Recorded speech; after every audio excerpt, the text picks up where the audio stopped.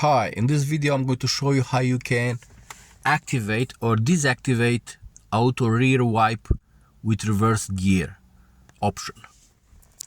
So this is a Renault Megane 3.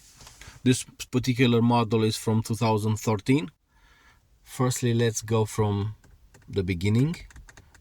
I'm going to exit this area. Okay, and we are going to use these two buttons over here, and in one particular time we're going to use both of them, actually in a couple of times.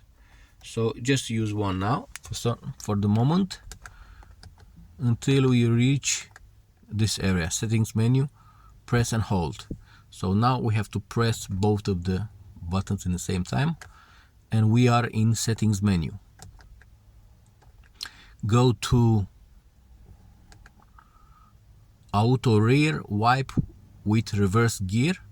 This option in my case is deactivated.